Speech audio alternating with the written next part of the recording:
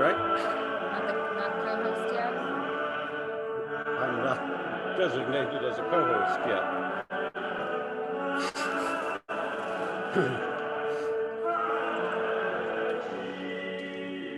Let me send a message to.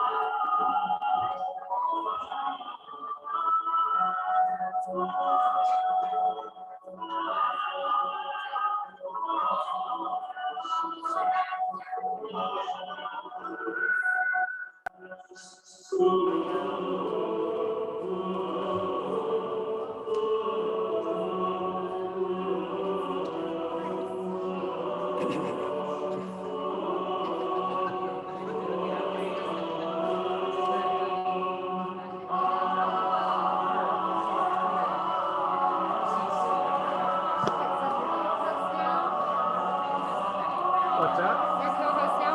Oh, okay. Turn it down so I can Well, I'll turn it off. Thank you.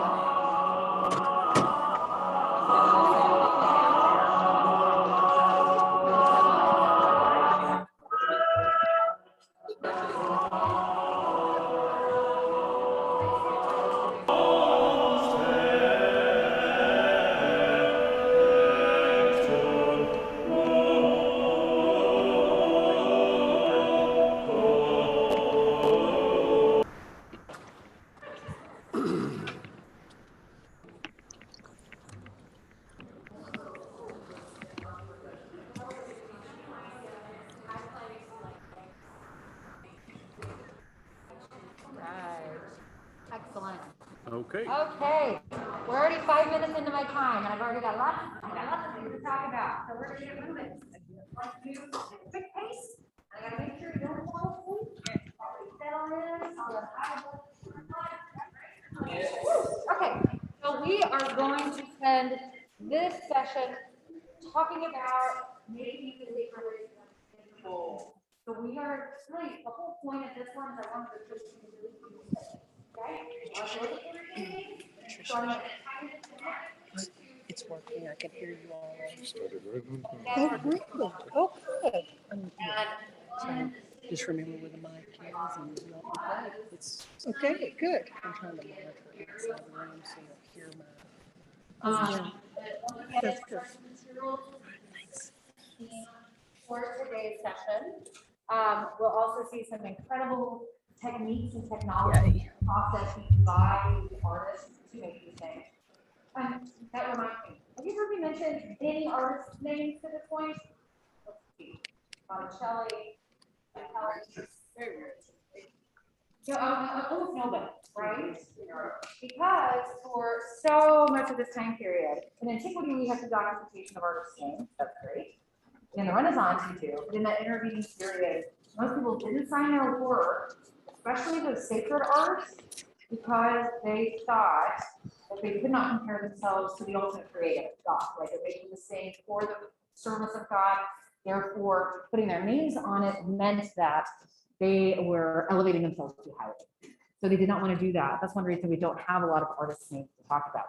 I also think it can be really valuable to not know who made it in some ways, even though it's nice to have that information, because then the object can kind of speak for itself in a lot of ways. And otherwise, we get really attached to personality, right? Or what we know about it. Language, which is what I know. We need to work smarter. Side plan like that. Can you hear what's happening? I'm sure they would do it. Well, that makes me feel less anxious This- that we're going to let it go. I'm going to ignore that.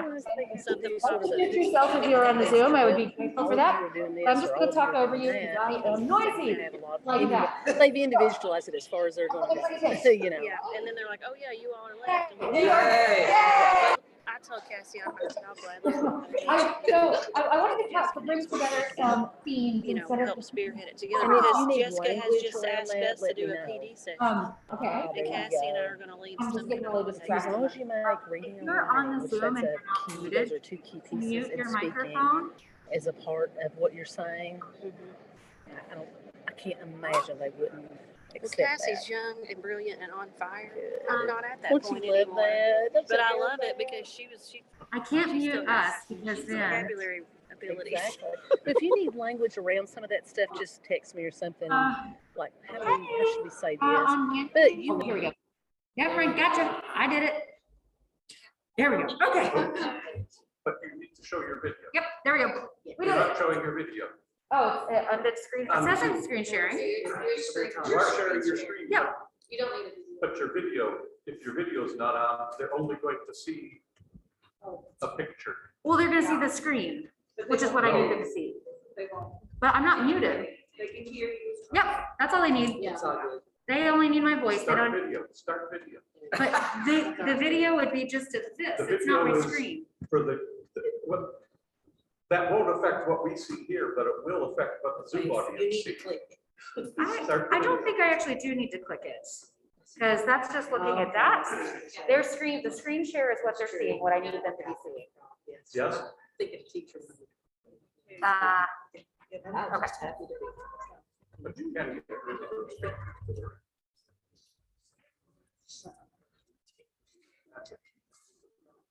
Okay, Perfect. almost perfect. Back to PowerPoint. There we go. So instead of just looking at pretty shiny things, I wanted to. Yeah, then it's all better. I know, I'm not the one doing this. I didn't even know they were talking over me. How dare you? Anyway. One of the materials that shows up repeatedly across cultures, they have a geological source or are being traded for it, is gold, but also jade. So we're pretty familiar with gold, right? Shiny, yellowish, in lots of different places in the world, quite valuable. But jade is this stone, that term actually is really broad and refers to more specific stones. So I'm showing you three objects made of jade, but notice how different the coloration is, right? So the source material affects what that actually looks like quite a lot. And so I brought in three different things from three drastically different time periods. Well, actually, these two are pretty close together. But over here, we've got this amulet. What does that imply if I'm calling it an amulet? It's protective, probably, yeah. And what about function, or in terms of? Yes, yes, exactly. So what we can't see in this image is there's actually two holes on the backside of the ear. So that somebody can strung through it, it can be worn around somebody's neck as a sort of protective device. Notice also just that, they are fine with the fact that this nephrite, right, so that's one of our branches of jade, the other one is jadeite right there. They are fine with the fact that the material doesn't have a flawless appearance, right? They're okay with the different veins that move through it. Different cultures don't accept that kind of impurity. I'm putting that in quotation marks because that's just an arbitrary subjective evaluation of something if you're calling it impure. But we can see the way it's fashioned into a small sculptural form versus something like the Silla Kingdom crowns, the Korean culture, that would make these crowns that for a long time scholars thought were only funerary, so were found funerary. But instead, research has uncovered that they were almost certainly worn in some sort of ceremonial rites. So they would have had some function and actually been worn by a person. You can hear that the gold is really the framework for holding small pieces of jade. So it's more of a decorative quality to it. But again, funerary, sacred. This slide, maybe I'm confusing it around. Let me go back to the bovine-headed amulet for a second. This was presumably used by a shaman, what it's thought to be, a ritual object worn by a shaman, and probably used as part of communicating to a supernatural realm, because that is the way the religion worked in China at this time. And then on the right side, a completely different sort of form where we're carving a relief. We're carving a relief into this jadeite material. And one of these really fascinating things about this is it was found somewhere where it was not made, right? So this is an object that was found at Teotihuacan, sorry about that, which we were talking about. Is that just this morning? I don't know what time it is, but I think that's the first thing I showed today. But this is actually a plaque depicting a Maya cave. So it demonstrates some of that intercultural connectedness, right? And there are probably changes between other less precious objects, but this jade is just, it's a commonality that we see holding this, not always supernatural, but often seen as an otherworldly material. Okay, so it's a frequently used material as part of the sacred realm. The scene on the plaque, let me show you a little bit of that just so we can read it a little bit. We have a Maya lord who's sitting here. Here's his profile. You can see that, wearing this elaborate crown. The Lord is actually wearing earplugs, a large pectoral, so this sort of, I don't want to call it armor, that's not quite what it is, it's sort of decorative costuming that he's wearing, as well as armlets and wristlets.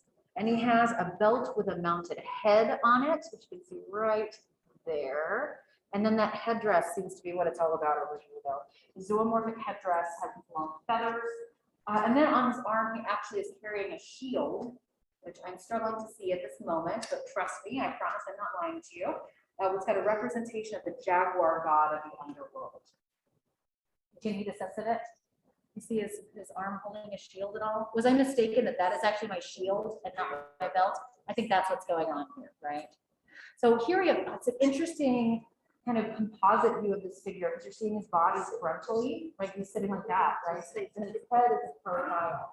So that composite view we often associate with Egyptian imagery, for example. One of the reasons that cultures do that is in order to show the most stereotypical view of a person's body. So the things that tell you that it's a human, this is a form of stylization. It's reducing it down to basic forms. And it looks like a human, right? If you saw a guy walking down the street, it would look like this, you'd be concerned about him. But I mean, that's what art does. It's a simplification. It's artificial representation of reality, right? In each of these cases, well, in these two cases, okay, I want to stick with these two for just a second. Let's talk about what you're seeing in the photographs of these things. I feel like I'm presenting this a little bit in a funny way. That's not quite right. It's going to be a kind of a trick question here. What are you seeing, or what are you not seeing in the photograph? You can't see it from different angles. Right. I mean, this is a problem. Yeah, with three-dimensional objects in general, it's almost, unless I'm showing you multiple photographs, right? We're only getting one vantage point, absolutely. We're not seeing its function. Oh, yes, that's exactly what I was hoping for, right? Because these are objects that are presented as art objects in museums now. But in the case of so many sacred objects, they are functional, right? Something like a headdress, sure, it's pretty. We could do like a formal analysis of it, talk about the structure of it, talk about the forms presented. But really, this object is supposed to be used, right? It's not meant to sit in a free display case. There's a lot of, this comes up most of the display of African art. There's a lot of debates in the museum world about the proper way to display masks of various African cultures, for example. These were created for objects. And yet at the same time, I'm not convinced they belong in an ethnographic museum, a natural history museum. This is where we get some tensions between art history and other fields like anthropology and ethnography, because we kind of want to all claim the same things. They have these certain aesthetic appeals, but especially with something like African masks, they are powerless sitting in a display case in a museum. They are intended to be activated through the action of wearing them and the person who is I don't want to say performing, enacting is a better term, the ritual that is taking place. So I want you to keep that in the back of your mind, even though I'm not talking about it very much. Museums are fantastic. I love them. I'm obsessed with them. I'm so grateful that I can see a ton of things in one place that have been brought to me. It's very convenient. It's also not what these things were for. Even a thing like a painting, like an altarpiece, it wasn't intended to be put in a museum. We don't get that impetus until like the 16th century. I don't like think about Botticelli's Primavera. One thing that I was thinking while you all were discussing it, and we're talking about audience and perceived skill, what do you think of what was that created for? Say that again? Yes, it's a Medici commission, not the big bad Medici, but kind of a side branch of them. Big bad, I don't know. I'm going to make it hierarchy of the Medici over here. But he was commissioned by a lesser cousin, essentially, and it was displayed in their house. You know, nobody else would have seen it except for the and several of Botticelli's really famous things were actually commissioned marriage celebrations. So probably been in like their bedroom where nobody else is. It's fascinating to become a public object in a way when they were never intended to be so. Okay, off that tangent, let's get back onto this train track, maybe. I wanted to talk about the city of Palenque, though, especially under this king name, commonly called Pakal. He's got a much longer name, but we're just going to abbreviate it to Pakal. And I want to show you a few objects associated with his burial. So once again, sacred, related to the sacred, if not explicitly made to celebrate a god, for example. So many of these kings, even in Europe, associate themselves with a religious figurehead, though, right? Do you all know about Henry VIII split from the Catholic Church? So in shorthand, we like to say it's because he wanted a divorce from his first wife. That's not wrong, but he also wanted to be the head of the church, of the English church. He did not want to bow down to the Pope at all. So he saw himself as it's a divine right of the ruler, right? And that is a consistent thing you see through so many different cultures as well. They're likened to God. It's a really convenient tool. So what we're seeing here, and this picture kind of freaks me out, so I apologize, it's a little creepy staring at you while I'm talking here. But we've got it situated onto a mannequin in the museum where it currently is. I believe it's in Mexico City in the museum there. We're seeing what was found in the city of Palenque at Pakal's burial. So some people refer to it as a death mask. Not a traditional death mask that's made at the time of someone's death that captured their likeness. That's something that people used to do. If you thought it was very strange if you did that today. But instead we have a sort of portrait created of him. And this, it looks like jade, doesn't it? But it's actually turquoise. It's also prize material with that similarity of color. Regalia created for him to decorate his corpse, essentially, to take with him into the afterlife. Probably the most famous image from Pakal's burial, though, is this sarcophagus lid. So I'm showing you a photograph of it on the right. It actually looks pretty good on here, but often you find photographs of this that are really hard to read. Very low relief, meaning the carving doesn't have a lot of shadow, so you can't really get a sense of what's happening. So you often see these line drawings of it. Now, if you were to Google the sarcophagus of Pakal, you are going to come across all of these websites about ancient aliens. Because many people have looked at this and been like, this guy is from outer space. And there are these whole interpretations of the iconography. So the iconography that will receive symbolism. We were talking about Botticelli, how it's so hard to read like the symbols and the stories, that iconography from that time period. So culturally specific. But here, I couldn't even tell you about the alien thing if I tried, but somebody sees a rocket ship in there. But instead, let me tell you what our historians say instead of conspiracy theorists. You don't have tinfoil hats, maybe someday. But what we see here is Pakal in his death. It's seen either as him passing into or rising out of the Maya underworld. So this is sort of a replication, a representation of the Maya conception of the underworld. And then it looks like something's happening to him, right? Typically, typically that's been read as, where is it? He's poised and reclined in the guise of the maize god, not like I'm lost in a maze, but corn, right? As a maize god's a fundamental food crop of this part of the world. And he's poised almost like a sacrificial offering, and he's on this world tree. So it sort of rises out of him as he travels along it.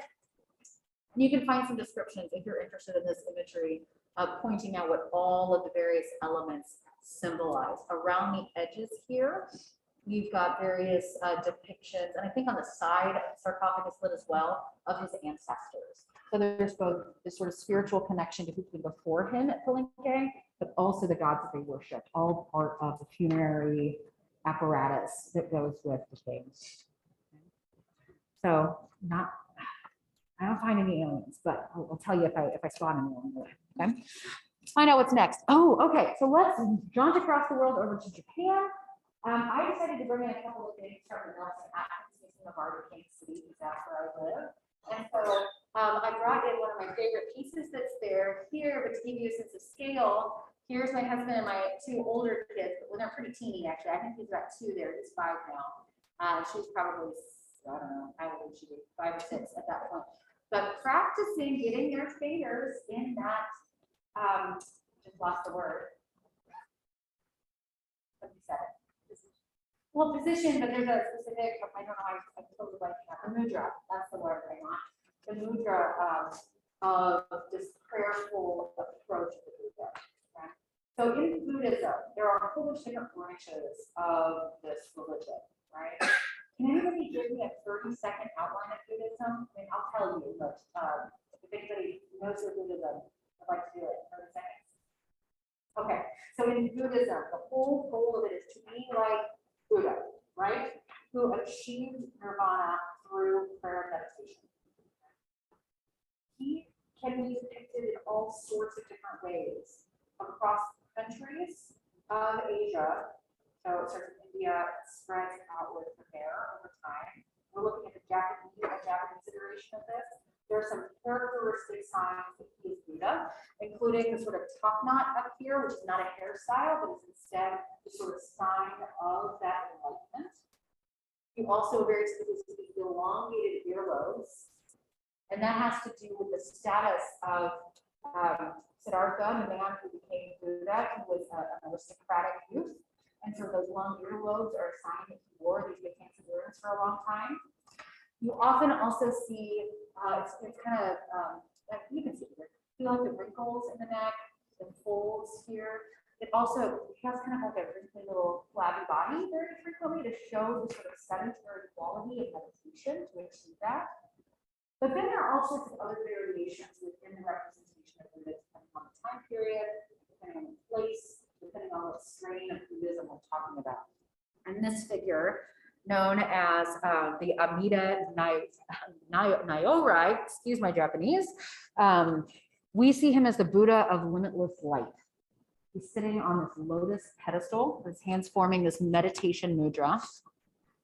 And he's presiding over his own paradise, known as the Western Pure Land. And this is from Pure Land Buddhism, is what it's referred to as in this tradition.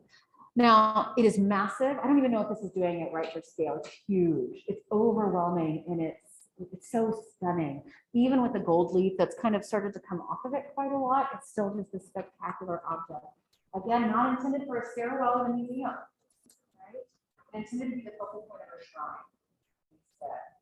People don't really worship Buddha. It needs to be like them, right? I have a feeling that we're all more familiar with Christianity and other religions. So it's in the same way that Christians aim to be Christ-like. There's a worship factor to Jesus, right? It does not exist. Keep going because I really want to get to the end of my slideshow today. Kids. Also in the Nelson Atkins is one of, they have this amazing Asian art collection. It's in like all the art history textbooks. It's so fabulous. Is this beautiful sculpture called the Guanyin of the Southern Sea.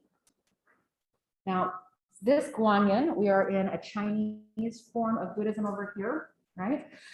You have to kind of ignore the background that you're seeing there because that would not have been its original display. It's just how that Nelson has set up their sort of temple room of various Chinese Buddhist objects. Okay, that would not have been part of the original composition at all. Looks nice though. They have really nicely lit. It's very awe-inspiring when you're in that space. This is not Buddha.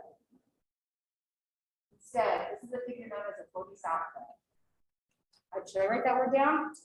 Try to write it too. Oh, that color does not work. Practice with markers. I always keep the wrong ones first.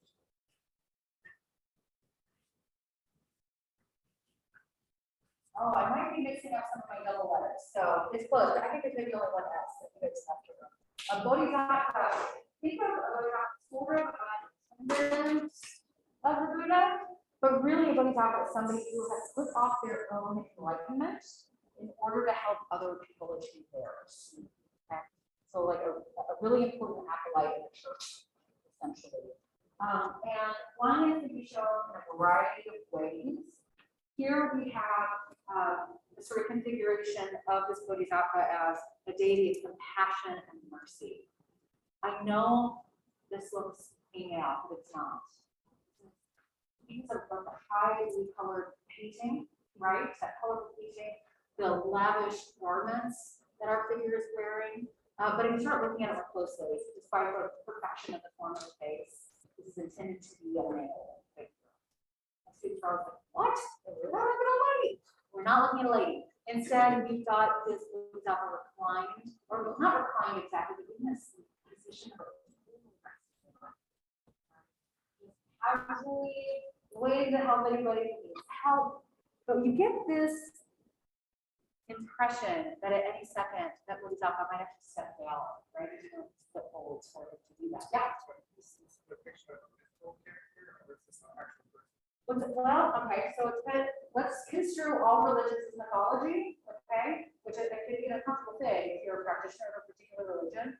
I remember in mythology class I took in college, I went to Truman State, which is in Northeast Missouri, and my teacher was like, I know a lot of people will probably raise Christian, but we're going to talk about the Bible as a myth, right? Or in the form of mythology, like all these other religions, Roman mythology.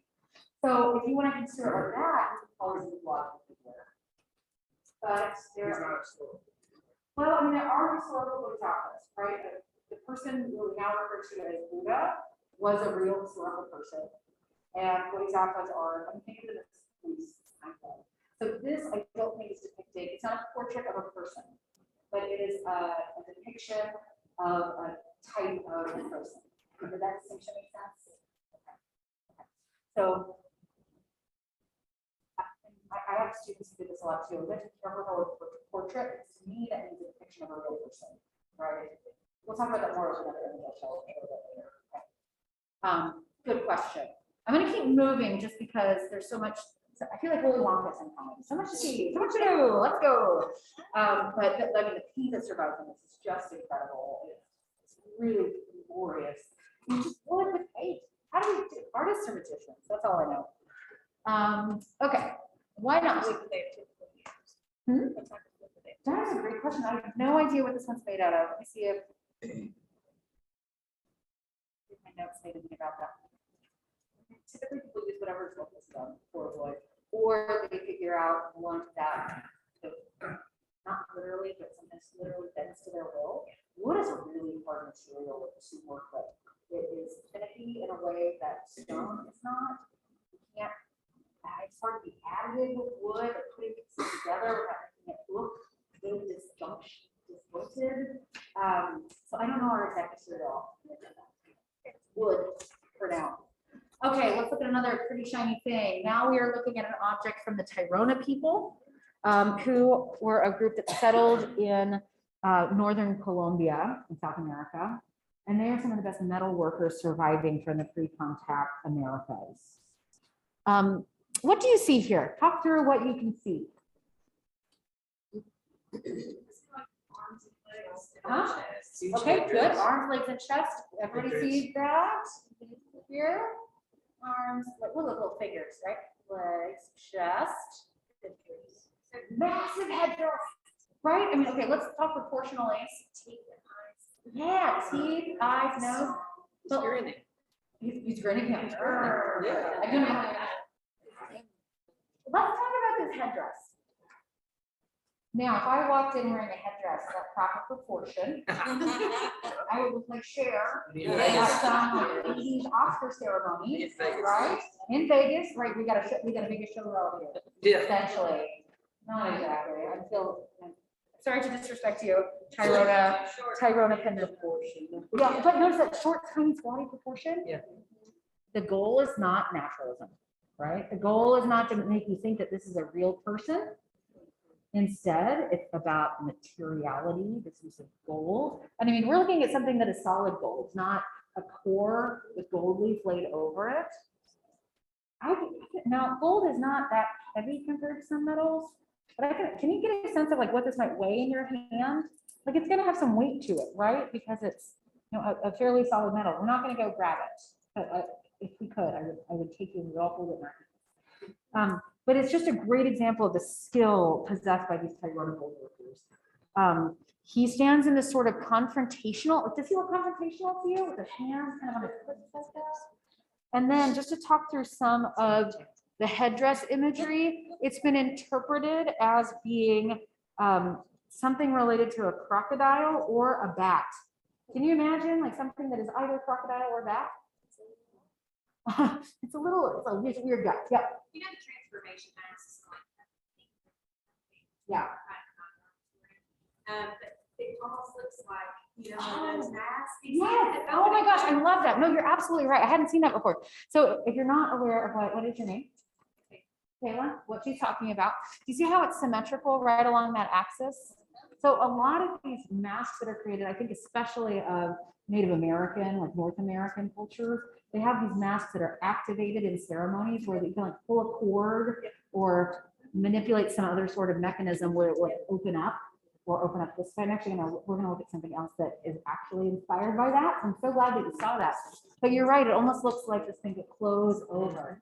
Now, physically, that object is not going to do that, right? But it's recalling a thing that could exist in the world. So it's thought that this figure might portray a ruler, or perhaps a supernatural ancestor, or maybe a shaman in a state of transformation. Hybrid objects that include human forms and animal forms. It's hard to tell if we don't have written language telling us what's going on. It's hard to tell if they are a human with, I'm thinking Egyptian gods especially, a human with a crocodile head, or are they in the process of transformation? Are we seeing a single moment in the transformation? Or are we seeing somebody wear a hat or a mask? We need to be flexible unless we have some kind of documentation helping us out to explain that. But it's good to think about a variety of possibilities. What did you say that the short body was styled as what? Symbolized, it's thought that he might be I never can remember, a supernatural ancestor, maybe a ruler or a shaman. So maybe this is the religious figure acting doing the spiritual practice. Maybe it's not, because we just don't have the information. How big is it? This is not very big. Oh, Yeah, so it's also about this may have been worn by somebody doing a ritual that we. That's an excellent question, because you never can tell with a PowerPoint, right? yeah. That's interesting. I have been including some of the measurements, somebody didn't show up in centimeters, and I was like, I don't know. Our American brain can't do metric system very well. Maybe you in Kentucky are better. They tried a couple times in Missouri, but that's very much. Never stuck, right? Okay, you know what? This is actually the object that inspired me to talk about pretty things, because I have never actually gotten to teach this object, and I saw it recently in a textbook that I'm actually going to start using next semester, and my jaw dropped. This is amazing. Now, if I didn't know anything about it, I would have thought it was a Byzantine object because of the use of gold, because of the embedded jewels within it, because of the sort of dangly qualities of it. Actually not a Byzantine object, but it's from a culture from the Visigoths who definitely had contact with the Byzantine culture. You know, they're living on the edge of the Byzantine Empire. Spain's pretty far, but things communicate better than we often think they do. This crown is actually labeled for us. You see the letters hanging down? Does this look something you could make in elementary school classrooms? Maybe not with this kind of material, but you could make something like it, right? Have the kids put their names on it? I don't know. Do not take my assignment advice.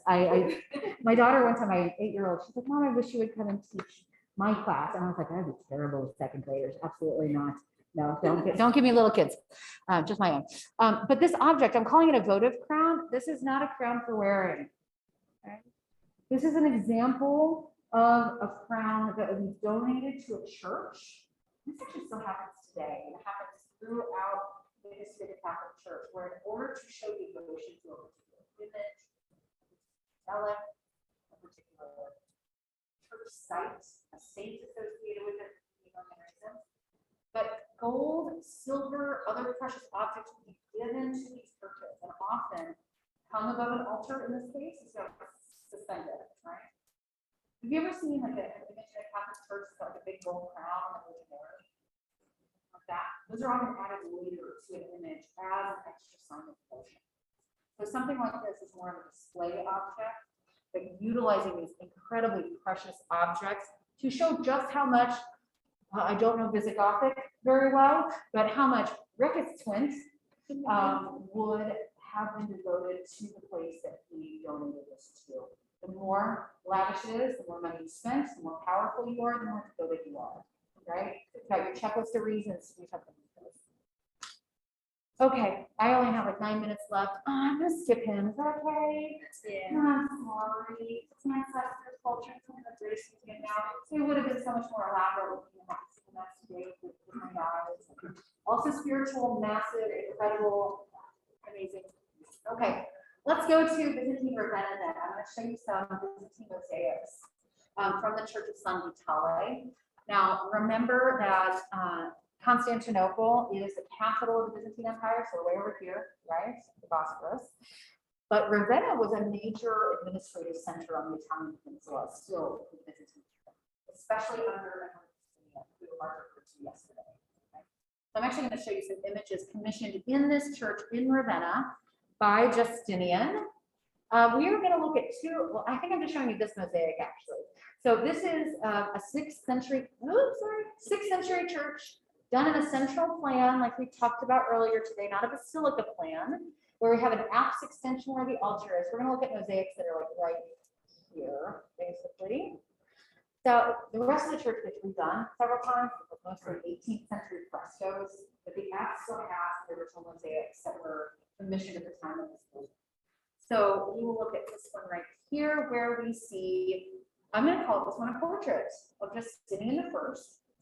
It's like his other portraits enough that we can feel comfortable that it either has some actual resemblance to him, or sometimes rulers would codify what they wanted themselves to look like, and it becomes the standard depiction of them, right? Even if it doesn't really look like them. But we see here Justinian standing on the sidelines of the Mass. What's the most important thing that happens on an altar during a Catholic Mass? Communion. Yes. Yes, the Eucharist, right? Where we have that Last Supper moment of the bread and the wine becoming more symbolically the body and blood of Christ. So what we see here is Justinian in the center. He is indicated as the most important in so many different ways, right? He's the most in the front and are overlapping.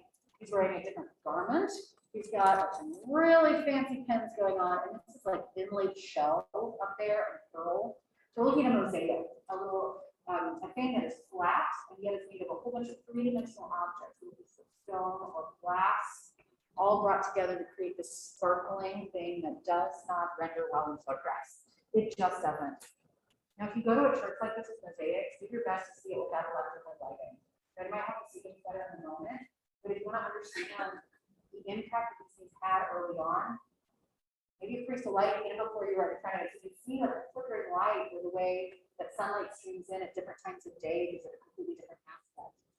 But we see him surrounded by soldiers over here, various court members. Actually, these are probably, yes, court members right here, probably eunuchs because of their little purple regalia that they have here, and another one right here. Then we have two priests over here, one holding gospel book, the other one with an incense burner to, because Mass is a multi-sensory experience, right? It's not just one thing. And then right here, we have the only labeled figure, who is Bishop Maximianus. And Justinian, halo centrally located in the foreground, he's also holding the patent. It's a real big one, but it's the container essentially for the bread for communion, okay? Now, fun fact, Justinian, who commissioned this mosaic and several others within here, he had no evidence he ever lived to Ravenna. Now, he commissioned a work like this to show himself constantly present at what takes place at this most sacred site of the church. Right? San Vitale, Saint Vitalis, is the patron, one of the patron saints, martyr bishop from Ravenna. So it's his way of politically tying himself, spiritually tying himself in this really splendid way to this site. Okay. I think I have 3 minutes. Okay. Sorry, some reliquaries are cool. Ask me later about stealing relics. I'll tell you all about it. I'll tell you how to do it. Not really, but I'll tell you what this guy did. Steal this relic. Another time. Okay, so I wanted to talk to you about the Gothic a little bit more, about a man named Abbot Suger. His last name is, well, last name, it's not really straightforward, S-U-G-E-R, so it looks like sugar with an E. And he is given a lot of credit for developing the interest in stained glass in the Gothic. And his thoughts have helped design his church, which is the Abbey Church of Saint-Denis. And it's just a little bit on the Paris. This is a chalice that would have sat on the altar at Saint-Denis because he was obsessed with these beautiful precious objects. This onyx bowl chalice fitted with gold all over it, other precious gems worked into the material, because he thought, once again, we mentioned this yesterday, this photograph is not captured, but it's like to be inside this space. But we're looking at the high altar of Saint-Denis where that chalice might be. He brings together architects and the ideas that we need to open up more wall space so that that precious, beautiful light can come in through some glass windows, filter into these spaces, and make a transformative experience for anybody inside this church. Precious, oh man, so many things to say about this. Yep, sorry, St. Francis. Yes, I know that Mark is going to talk about the Sistine Chapel. So I'm going to do a Sistine Chapel in 2 minutes. Ready? Okay, the Sistine Chapel. Named for Pope Sixtus IV. There are not 15 other chapels. That's a joke. People have asked, where are the other 15 chapels? But we're looking at this structure that is built by Sixtus IV on the proportions of the Temple of Solomon. This is actually, when I showed you that aerial view of St. Peter's earlier today, right there, right next door. This is built as a private chapel, but its major function is to host the people's conclaves when they elect the Pope, right? They're locked in here. And I mean, it's nothing from the outside, right? It's like a fortified structure, essentially, part of the Vatican Palace. But then, so this is a view of what it likely looks like before Michelangelo frescoes the ceiling and the altar wall that's 30 years after the ceiling. But most ceilings at this point in time are painted blue with gold stars. But what Sixtus IV does envision is several Florentine painters come to Rome and simultaneously paint scenes from the life of Moses on one wall and scenes from the life of Christ on the other. Old law, new law. We're going to stick with the old law and the new law because what happens after Jesus dies? Who is the foundation of the church? Peter. And who is Peter? He's the rock the church is built on, and that gets considered to be the first pope. Okay, so all these popes consider this descendancy from St. Peter. So by showing this imagery of Moses and Christ, we're in popes like and me next, right? I come right after them because I'm in this whole lineage of Peter. So here is a view of what it looks like today. Here are scenes from the life of Christ on this side. The smart thing to do if you need things done in a hurry and at the best quality, hire some of the best painters you can get and see the best. It's a natural competition. Nobody wants to be the slowest or the worst, but we get some of those spectacular paintings out there. Renaissance competition is a key feature of so many things, especially Florence, but it happens in Rome too. And if you're curious, I highly recommend looking at the story of why Sixtus IV is interested in Florentine artists. It's because Sixtus IV IV as part of a conspiracy to try to kill Lorenzo de Medici. That did not work. It's called the Pazzi conspiracy, Pacci. We don't have a literal document that's like, because of the Pazzi conspiracy, Lorenzo is sending all these orders to Sixtus, but it happens a little bit after the fact, and it seems like a way to reconcile these two powerhouses in Florence and Rome. The Medici are people bankers, by the way, so they make up all their money. So they need to reconcile after the Pope tries to kill a couple of them, succeeds in killing one of them, or Juliana died in the process. Life of Moses, life of Christ. That's where it happens, right? That's that transfer of power. Keys to the kingdom of heaven. There's Peter. Anytime you see a guy with keys, Peter. Well, not anytime. Okay, the guy down the hall with keys is not.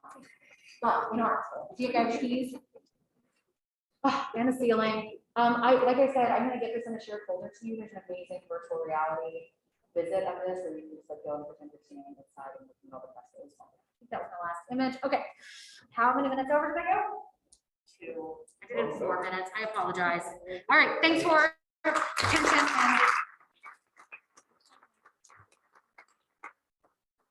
I got you some structure to set up the Sistine Chapel stuff, though. Absolutely. About what year was Michelangelo painting that? Michelangelo paints the ceiling between 1508 and 1512. And while he's setting up, okay, I'm gonna cheat and pretend that he depicts on the ceiling scenes primarily from the book of Genesis. Michelangelo also emphatically says, I'm not a painter. I don't want to do this. He wants to sculpt all the time. That's actually why he's brought to Rome. But Julius II is like, dude, you can paint. He's trained in painting workshop. You can do this.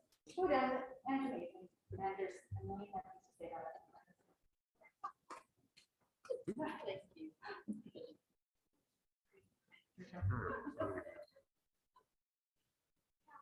That's right.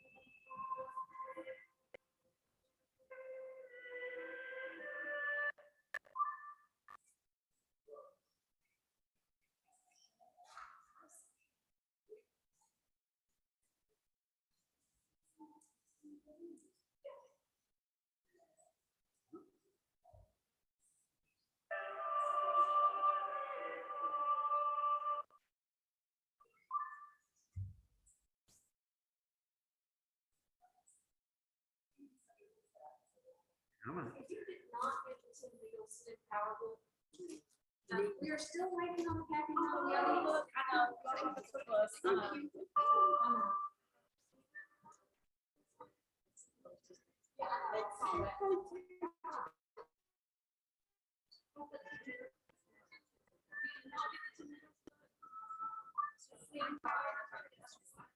Happy Macchiati should still be delivered.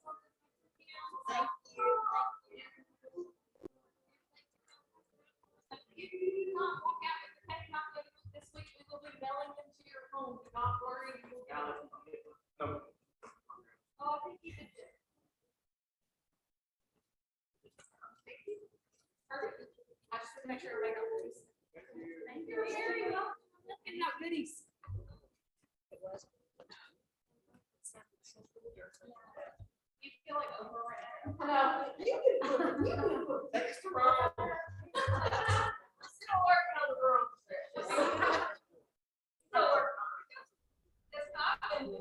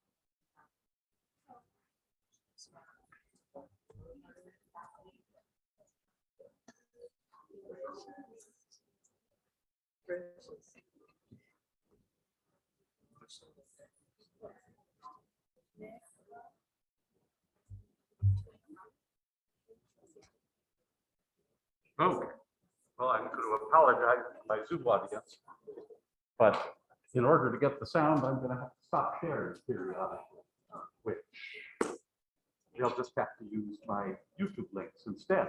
But, so we're moving to the Renaissance at this point. Quite a few things happened in that last couple of centuries of the Middle Ages, and we just don't have time for all of it. But one of the things that we've heard our other presenters talk about is how as we move into the Renaissance, suddenly the artwork becomes more realistic. We depict the real human form. Think the statue of David again with Michelangelo. But in music, and part of the idea again is to look back to classical Greek and Roman sculpture and artwork as a model for things that are going on in the Renaissance. But in music, I mean, what's there to look back to? Those 45 examples we have today of scores from ancient Greece, nobody found those yet, not any of them. So they only have secondary sources to refer to, and it's only at the tail end of the Renaissance that a group of scholars really gets together and works out the whole issue of how do we try to imitate what might have happened in Greece and Rome and the power of music as described in things like the myth of Orpheus, among many others. And that actually ends up having a big impact on not so much music of the Renaissance as music of the Baroque era. So in some ways, we have to wait a whole nother era for musicians to catch up with the idea of trying to replicate what's going on in Greece or Rome. But the thing that taking pleasure in the human form, if we think of that instead in terms of taking pleasure in the sounds of music, then I think we get close to the changes that are taking place. They reimagine harmony, now that we're in a world of polyphony here, in some new and significant ways. And the rules for how to put together something that sounds harmonious during the first 75 years or so of the Renaissance shifts. And one of the big influences of that sound was something we often refer to as la contenance en place, the English manner, the English face or countenance, because the English always preferred thirds and sixths.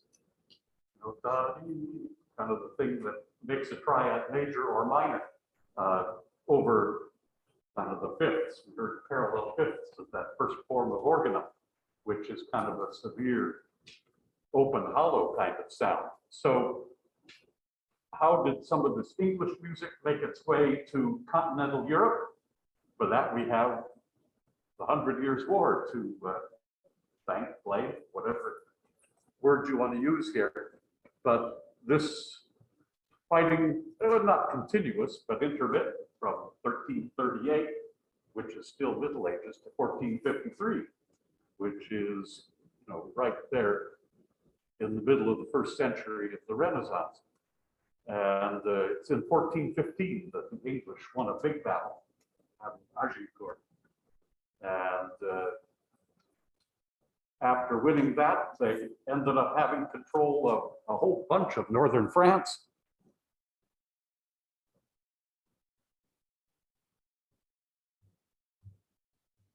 The green region on the map here is still under French control, but the pink stuff, that's English.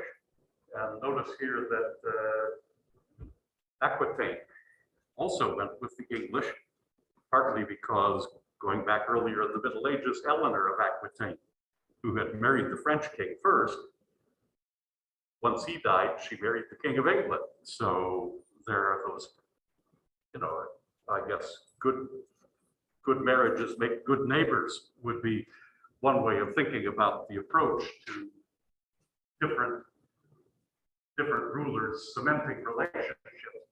But they needed somebody to be in charge. So the Duke of Bedford, who was kind of like the King of England's Secretary of State,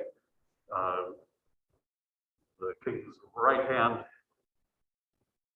ruler, came to France and was essentially governor of the English territories here. He was also married to somebody, though, from the Duchy of Burgundy, which was kind of a renegade bunch as far as the French were concerned, even though they were nominally part of France. But that's the gold stuff there. And Burgundy had the distinction of having, you know, when we get to the late Renaissance, magnificent courts are a dime a dozen. But in the early 1400s, Burgundy was kind of the hallmark of excellence here. Nobody was doing it on the level in terms of artistic patronage, musical patronage, and all the rest. Nobody was doing it on the level that we find in Burgundy. So, and of course, if you're the Duke of Bedford and you're coming for an extended stay in northern France, you don't just pack a suitcase and drive through the Channel. You take your whole household along. You take your butlers, you take your cooks, you take your musicians. And so there are some known musicians who were among the best in England. John Dunstable's name stands out, who were in England, or who were in France. And of course, if the Duke of Bedford is married to the daughter of one of the dukes over in Burgundy, they're going to spend some time there. And so the best musicians in Europe are hearing the best music from England. And it has an impact. As we see in a poem from about 1441, Martin Lefranc, who writes this, mentions a few composers whose names I still haven't run across, except in this poem, but Tapissier, Carmen, Césari, not so long ago sang so well that they astonished all Paris and all who came to hear them. But the day came when they did not descant such finely wrought melody. So those who heard them told me, as Guillaume Dufay and Banchois. For those two have a new practice of making lively consonants, both in loud and soft music, in feigning, in rests, in mutations. They took on the guise of the English, and they followed Dunstable, and thereby a marvelous pleasingness makes their music joyous and remarkable. And there are some images that are part of the manuscript source in which that poem appears, with Guillaume Dufay to the left and Banchois to the right. Dufay known more for his church music.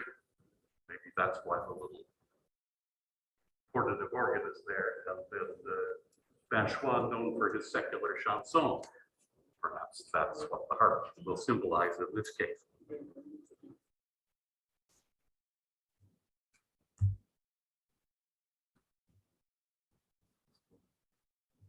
No.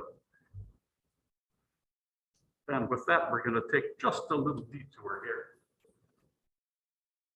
here. Here's Dufay's name again. And here's this phenomenal Florence Cathedral, Santa Maria del Fiore, with this dome designed by Brunelleschi. this church was left unfinished for a long time until they finally got an architect who said, yeah, I can figure out how to put a dome over that. And it's an unusual construction, kind of a double dome, one inside of the other. Inner dome about 2/3 the thickness and proportion of the outer. And this motet, Lupe Rosarum Flores, is one that Dufay wrote to be performed at the dedication of this new church. Dedicated because now we've finally finished the darn thing. And one assumes that there are musical numbers that involve people moving around the church. You have to sense every corner of the new building. There's a liturgy that's spelled out for the service. And this is one of the texts that would be included. And there's the double dome. It wasn't painted that way when the motet was performed in 1436, but we like occasional pieces written for a certain occasion, because at a time when we hardly ever know the date a piece was composed, this one we know. And in fact, we have a nice little eyewitness account from Giannozzo Manetti. I guess I should look here and not there.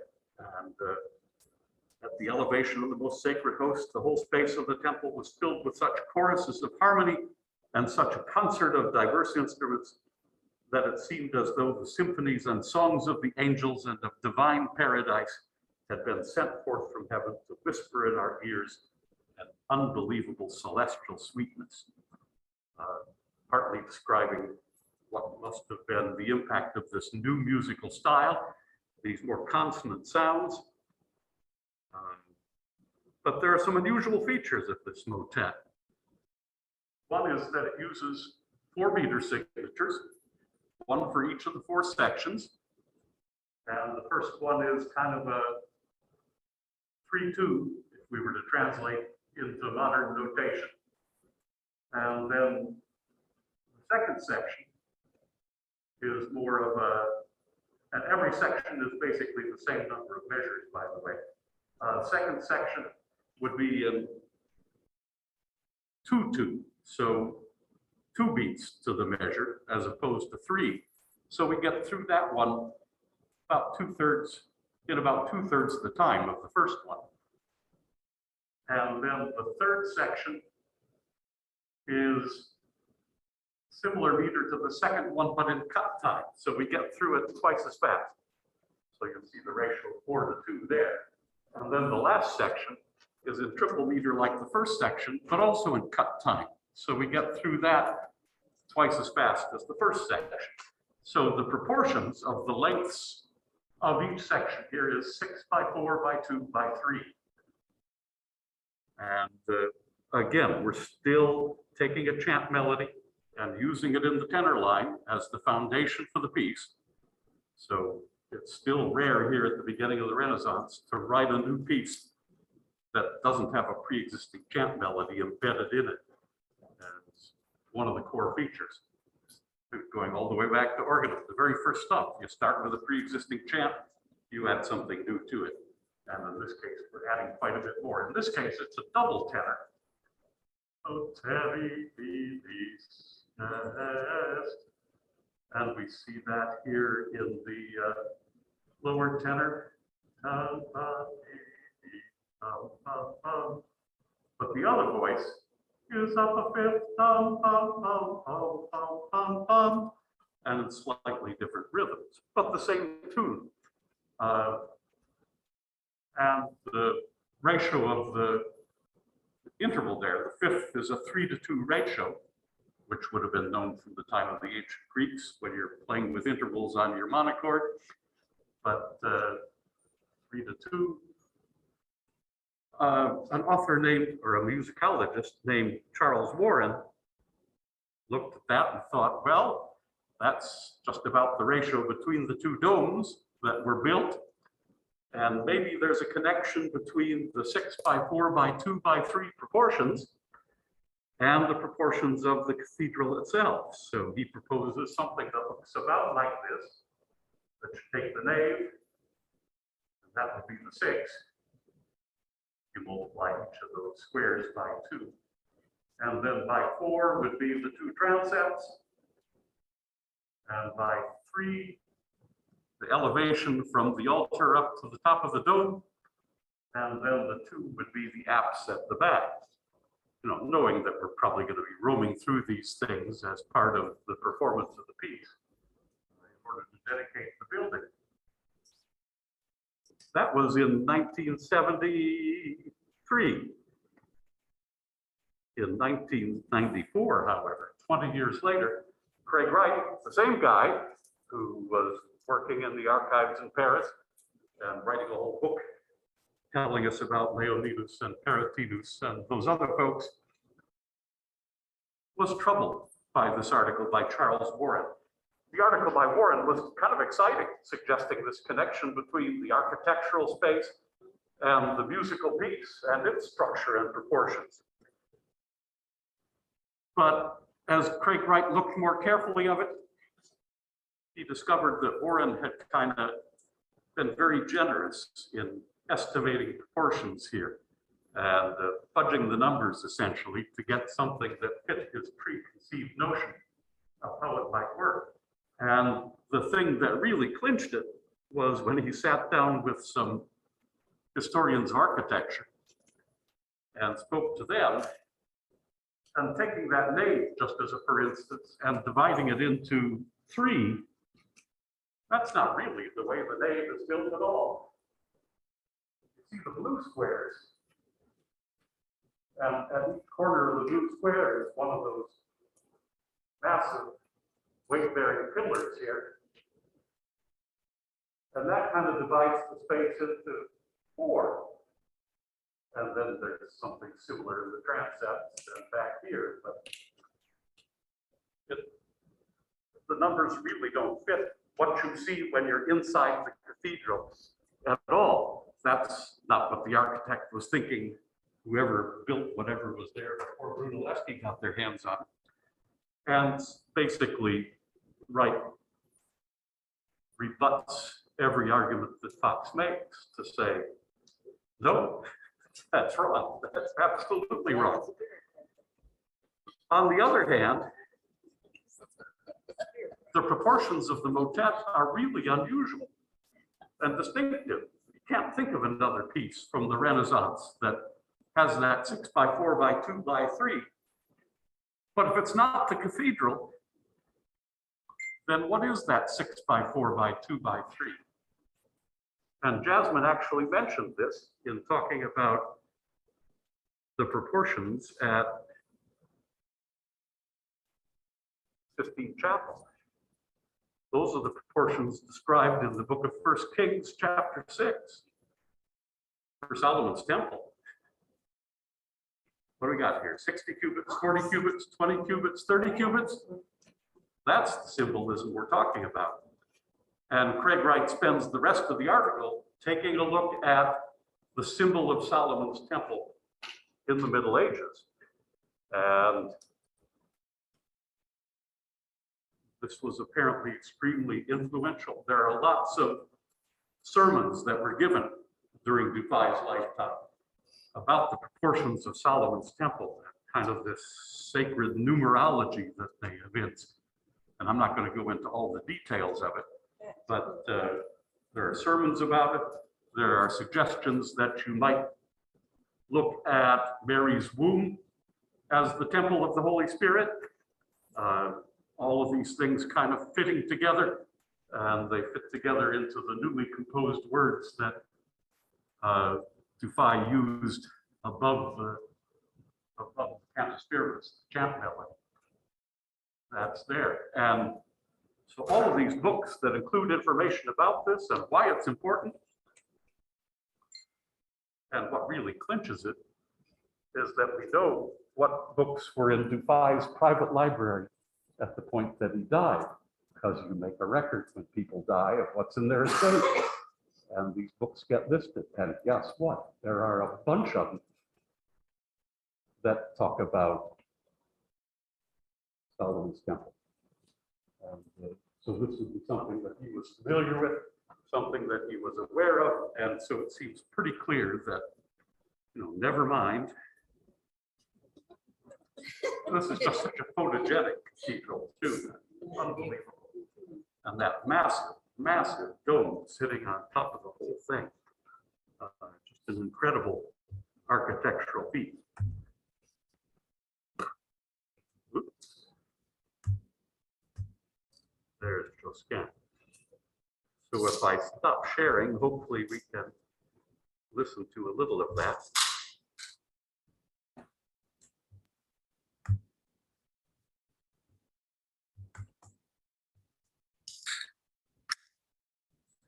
Start at the beginning, and then fuss.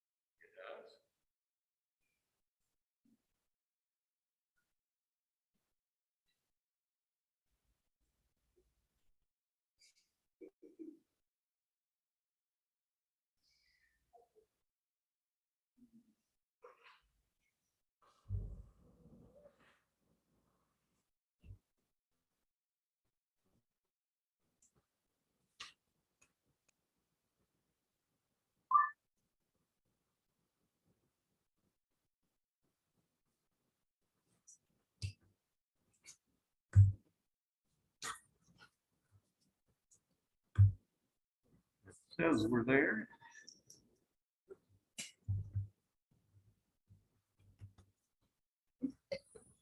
Oh, come on. See, this one's safe. Come on.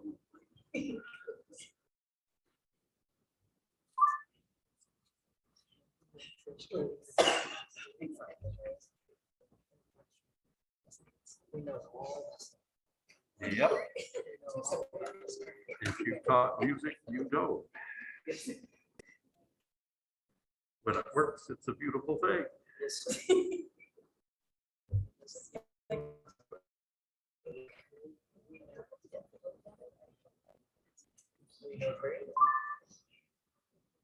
Come on.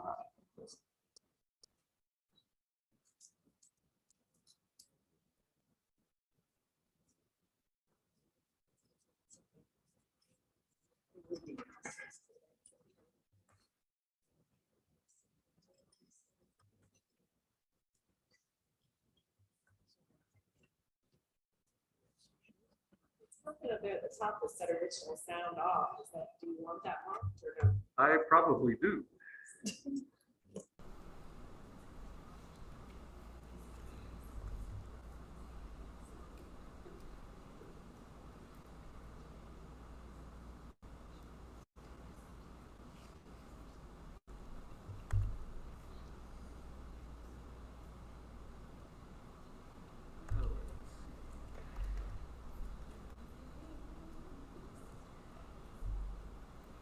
just take a chance here.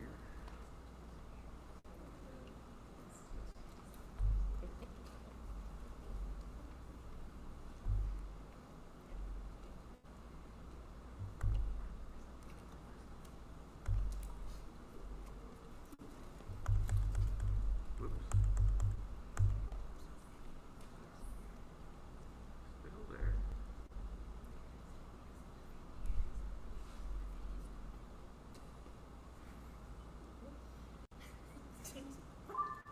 Nope, and then it goes away.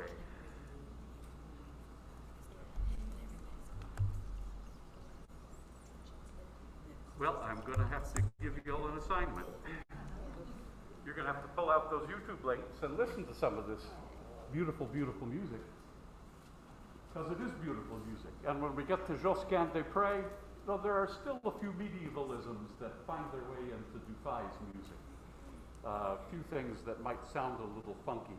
But Josquin is in many ways the first one where we can talk about sounds that everybody today recognizes as beautiful music.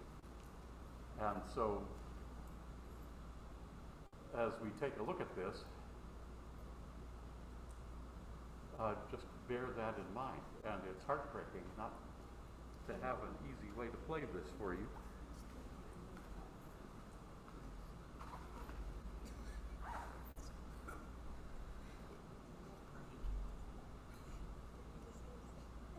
But Josquin is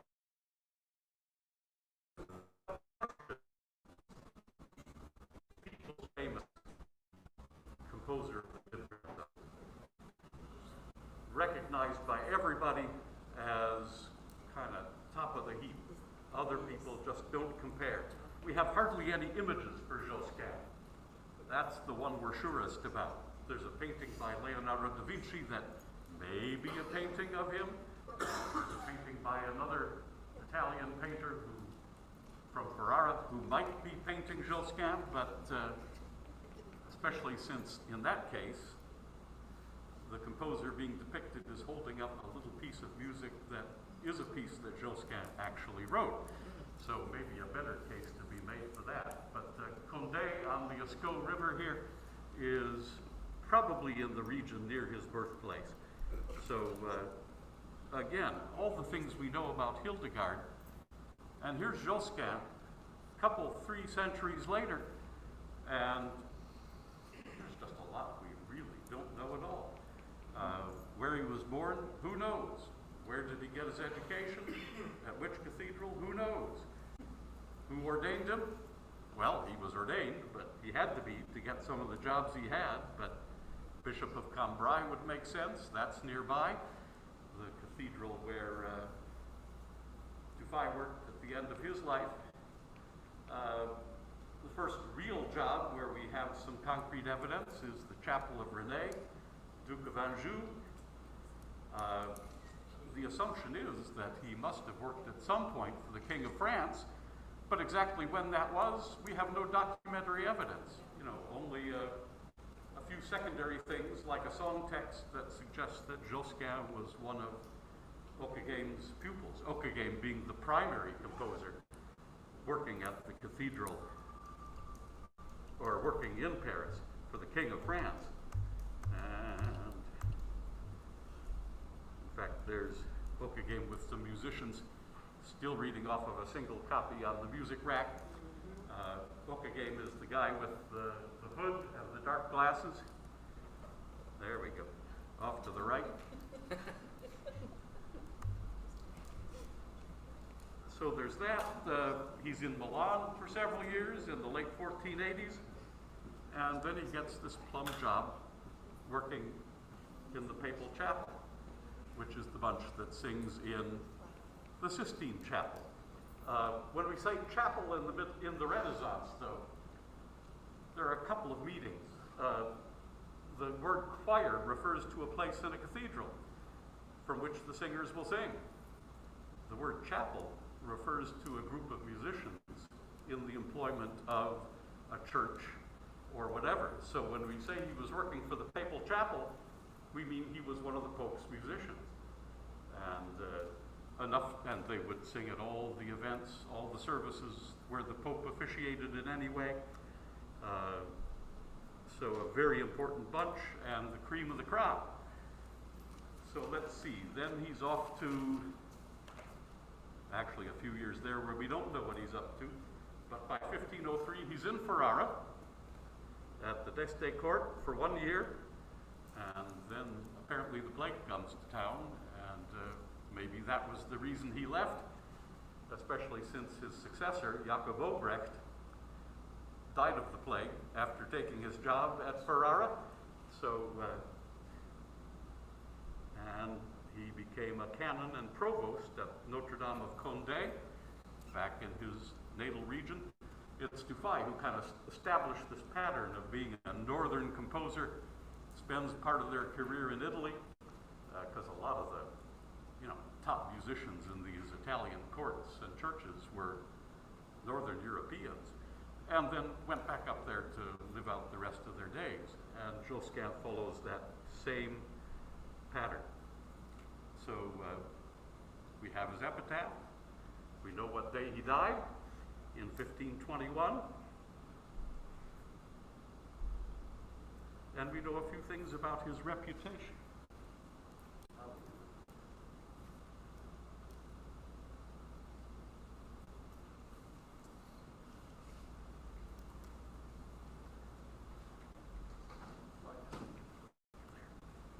Okay. So let's see, scouting reports from the court of Ferrara. Who to hire?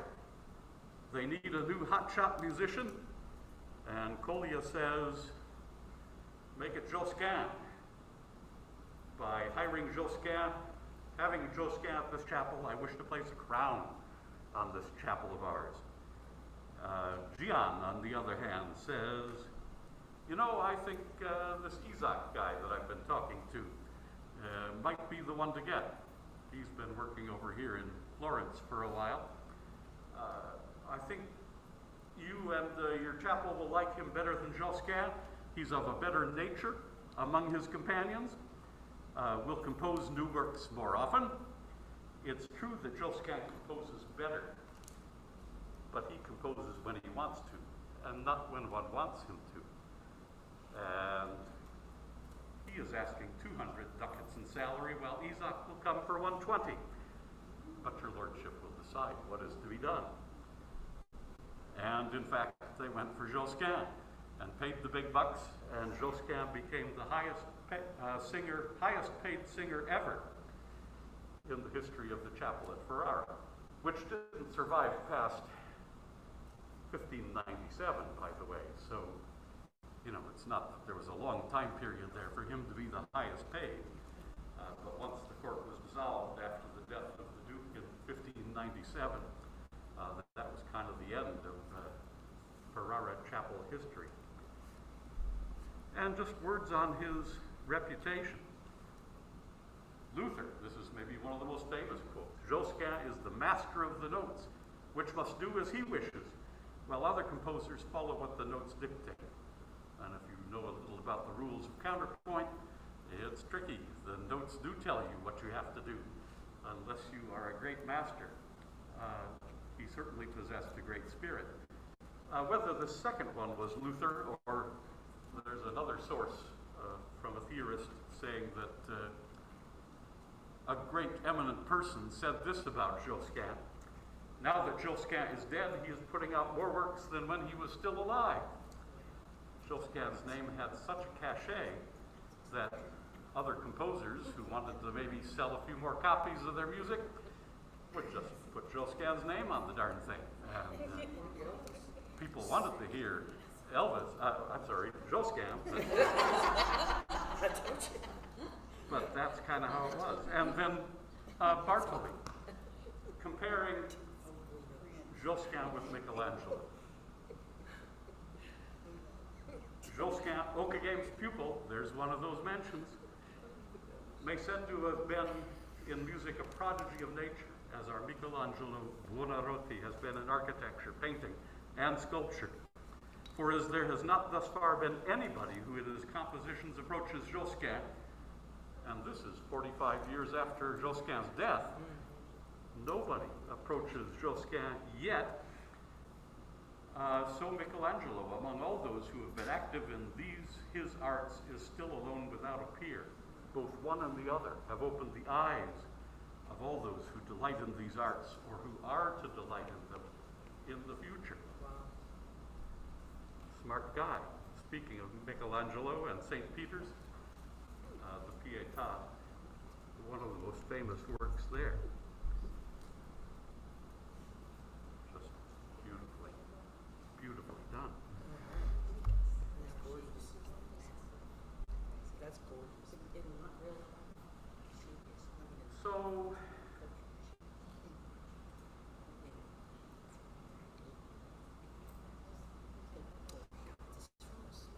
doing this without the music is just...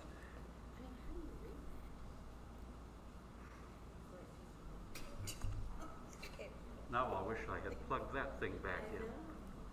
As long as I'm not sharing on Zoom, it seems to do better, but have to get out of this altogether. Another thing to do. Ooh, what's that?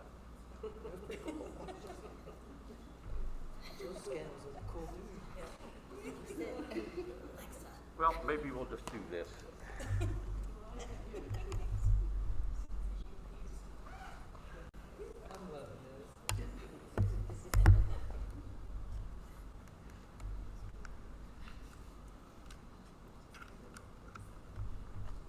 that back in, go looking for it.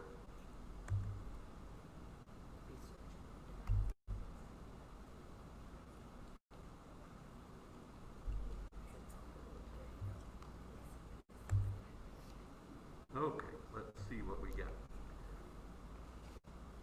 So one of the things that emerges here, I mean, back in the Middle Ages, when it was Leoninus or Perotinus writing music, they were writing for the proper of the Mass. But from the tail end of the Middle Ages on into the Renaissance, if composers are writing a Mass, they're writing music for the ordinary of the Mass. That guarantees it can be used anytime you have a Mass, but they're always using some pre-existing melody. Not always a chant melody anymore, but some pre-existing melody as the basis for that Mass to tie it all together.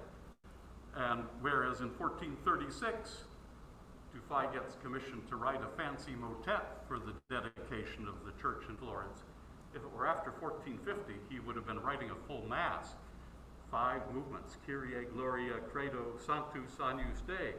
And if you link them together with similar musical material, that means Kyrie and Gloria near the end, beginning, Sanctus, Agnus Dei near the end, Credo in the middle, kind of provides a musical unity, aesthetic unity to the whole service of the Mass.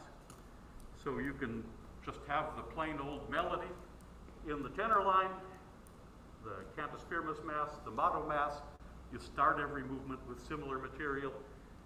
Paraphrase Mass, which Josquin does towards the end of his life,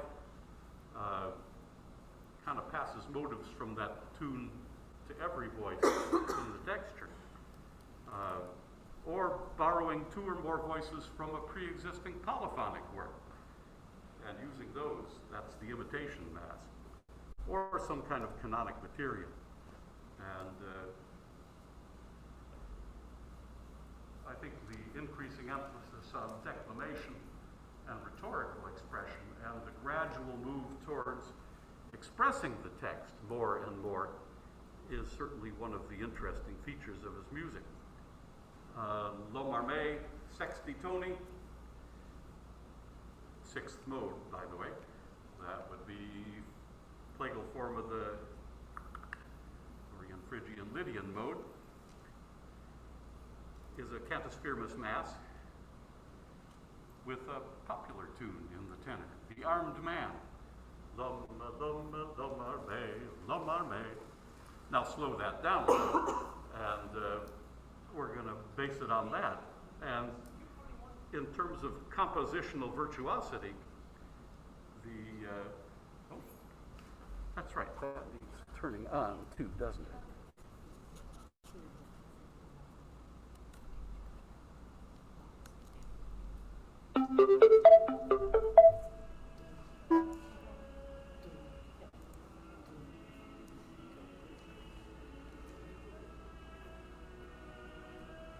How bizarre.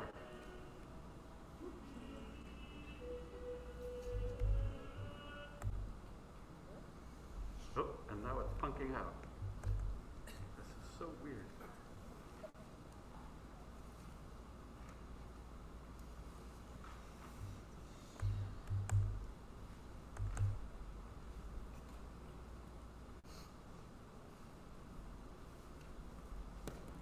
Anyway, let's try a little of this.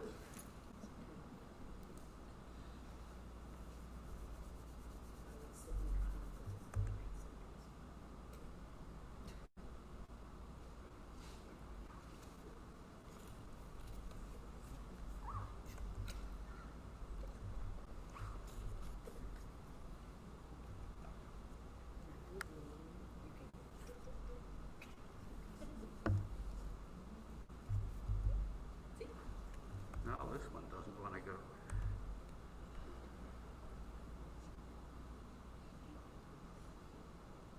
What's the Zoom audio?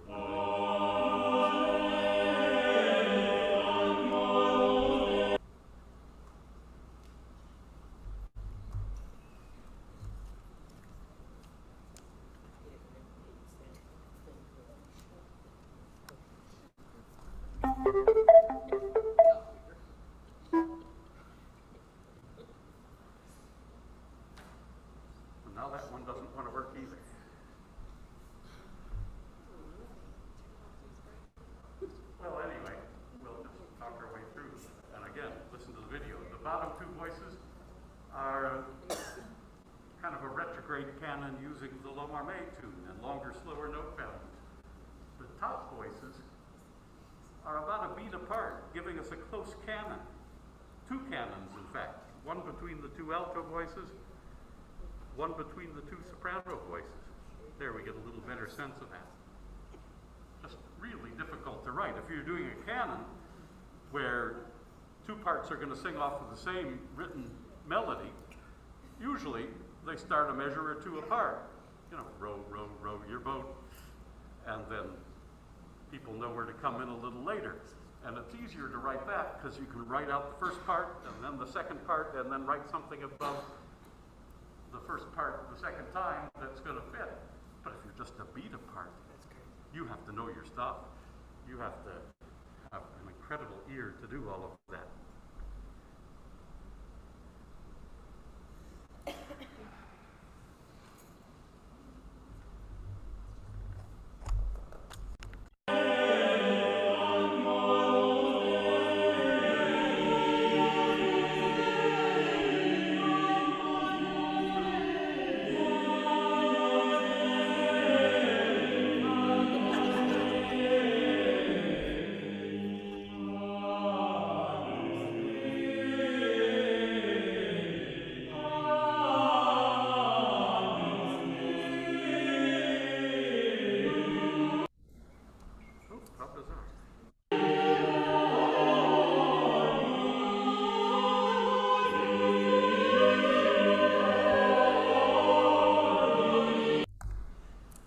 This motet,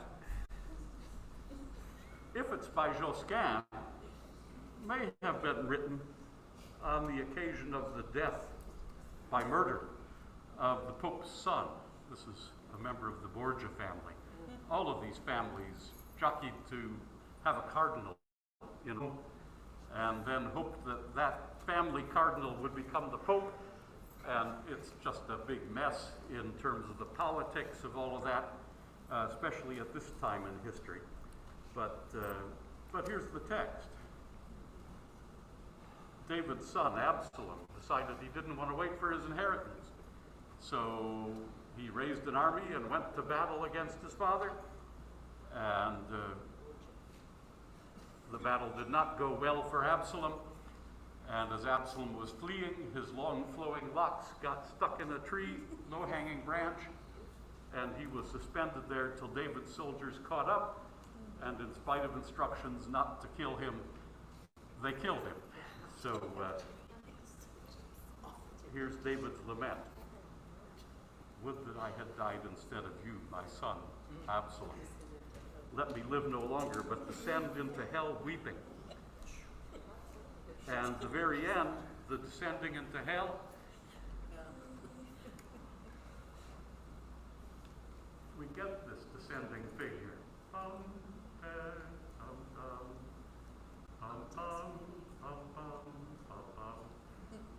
And in fact, if we look at the very end here, if you could see the original clefs, you would see that the top part is in an alto range, not a soprano range. The next part is in a tenor range. Then we have a bass baritone range, and it's a low bass. That's a low B flat. And most choral basses, you know, do not have that pitch in their repertoire. So the extra low sound adds to the lament. And there is a YouTube video that has just the last part of the motet that you can listen to by some guys who are singing it at pitch. And it is just a very unusual sound. But again, trying to express some of these details here.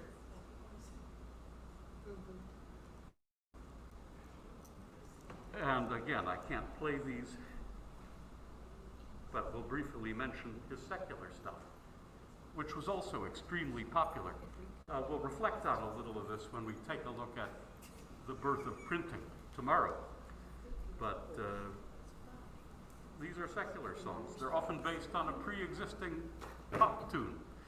So finally, we're starting to see some of those melodies that maybe well, it's not 90% anymore. The literacy rate is increasing here, but all of this is moving along. El Grillo is modeled after an Italian frotola. That's a cricket. And if you're looking for cricket sounds, there we go. Dale, dale, baby, baby, grillo. I can't even say it fast enough. And again, there's a YouTube video where you can watch some live singers singing that. High school choir sang. Yep, yep. That's And impressive. I've heard a lot of performances that go at a rather slow tempo because of this passage right here. But if you check out the Hilliard Ensemble performance or go to YouTube and look for something there, I've got a link to one of those. In fact, that's well worth taking a look at. And the last piece I'll mention here is A Thousand Regrets. This may have been written by Josquin at the very end of his life for the Holy Roman Emperor, Charles V, and may have presented it to the Emperor in person in Brussels in 1520, the year before Josquin's death. There are Holy Roman Emperor Charles V was also Spain's King Charles I, same person. Again, all these intermarriages, and it's funny how these things happen. But in Spain, it was known as the Song of the Emperor. And there are arrangements by polyphonic composers using the tune of this in a mass. There are plucked string instrument arrangements. Vihuela is one of the most important Spanish plucked string instruments in this century. Luis de Narvaez and others did arrangements of this piece, and in fact, in Narvaez's arrangement, it's actually called La Canción del Emperador. And it is a mix of homophony and imitation. Homophony, everybody singing more or less at the same time, which is roughly what you see at first. So he kind of waits in the piece here to finally bring in all four parts. Unlike Dufay, who kind of has everybody going all the way through at the same time, Josquin mixes it up. The textures are variable. And we can have the top three, the bottom three, the top two, the middle two, and save the idea of all four coming in. There it is.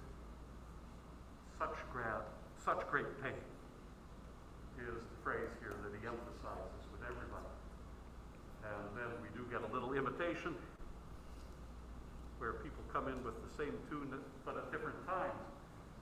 And then the alto. And then the tenor. And the bass.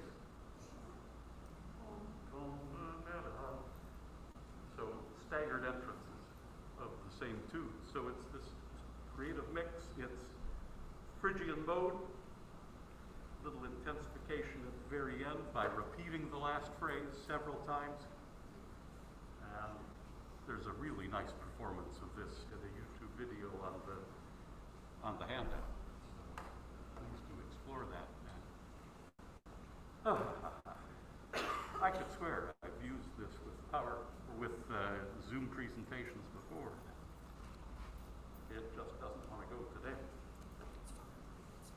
I'm very sorry for that, because this is gorgeous, gorgeous music, and it just doesn't mean the same thing if you're... I have a question. Yep. This is from somebody that's speaking from, I can't read music very well. Sure. I know what notes are.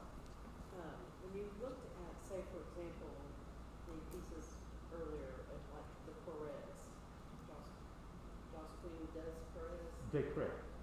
His notation of music and writing, is it more complex than this here? Because when I'm just like from a stand back person looking, I'm thinking, man, all those little notes, those little notes, and then you look at this and you're like, but you would think that we're getting technically more advanced and we're, moving forward, modern, kind of in a sense? Was it more complex than this, or?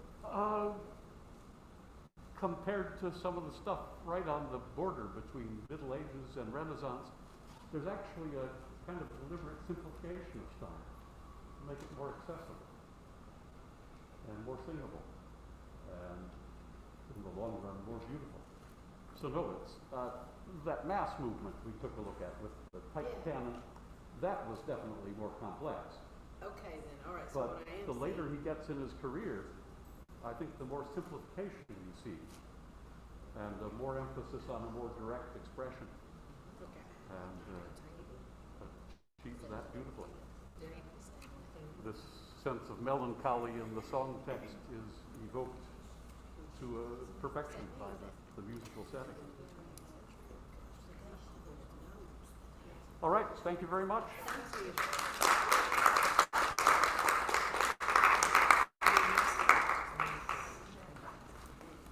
Katie brought this in for you also, if you're interested in some fresh water. Yes, You may put that it with would your be other great. stuff? Yeah, Okay. sit right there with my other drink. Rhythms and notation system. And you don't need something. So, The way they perform.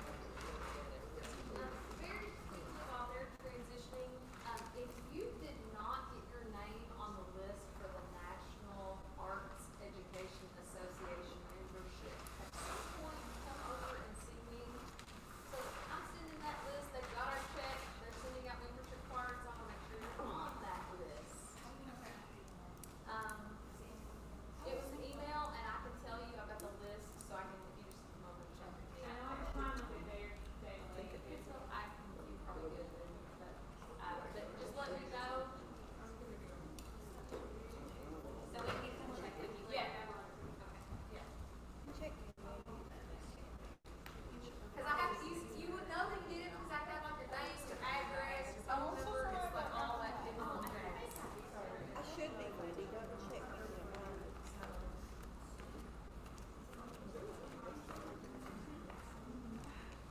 Okay, let's take a moment and go over some of the big ideas or enduring understandings that we did today, and then we'll take one and break it down into essential questions or unpack the enduring understanding to be used for essential questions. So, who would like to start? The aesthetic scanning be like an analysis? Oh, how to do the formal critique. So,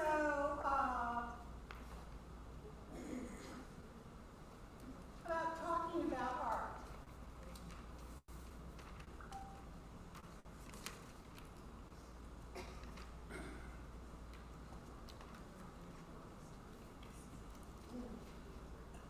Are we just giving ideas? This is for enduring understanding. So big themes that we approached today. So like common themes of sacred spaces or something? Yeah, sacred spaces.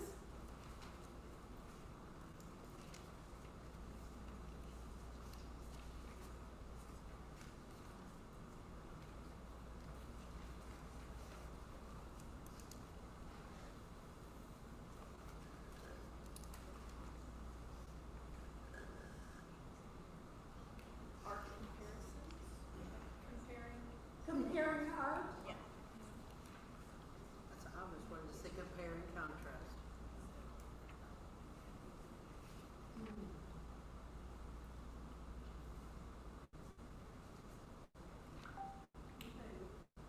Architectural strategies.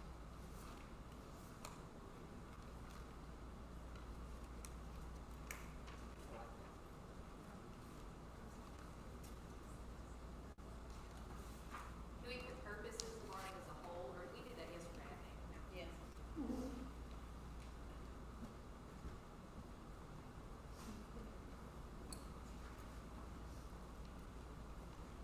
Let's see. What is art? Well, we did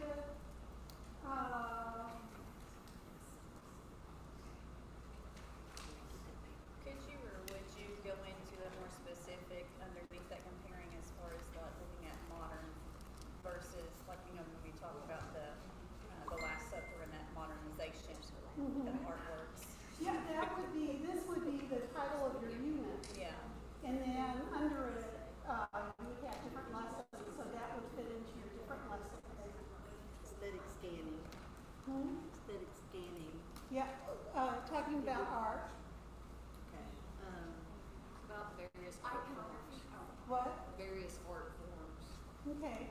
Understanding. Themes in art, Iconography, Or would that not be big enough to be an interdisciplinary? I think it's huge. I think a little more.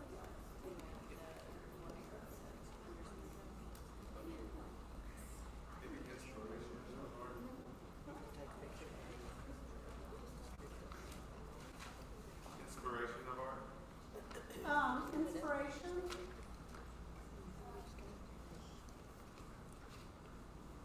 We talked about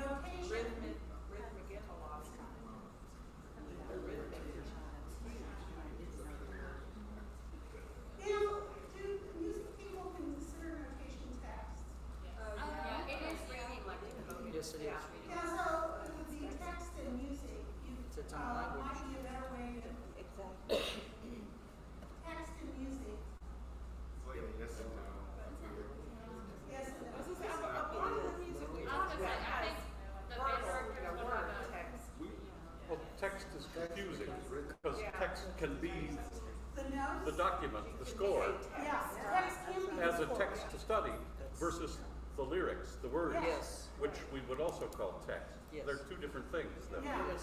So that's what I would think of with text with music. Okay, is there, Notation, that's totally different. That's like the notes, Right. the rhythms. We call it more like text painting, Yeah. because it's not really with words. and so I think what Mark was saying is the text can either be the score or the words. Right. If it's an instrumental score, they wouldn't really call it text. They what? If it was an instrumental only score, you wouldn't really call it text. Like it had rhythm. You guys wouldn't call it text on Right. a daily If it basis. was a choral piece with text, you might call it text, not Yeah. an instrumental. You differentiate it in the classroom. Right, notation and text would be two separate things. Yeah, I would, if we're thinking about this as a big idea, I I'd say think, notation is kind of like our That was a big language. idea. It's like if you have a stop sign, you have a shake and a color. It's two different things. But it's but would text and music encompass both of them? Yes.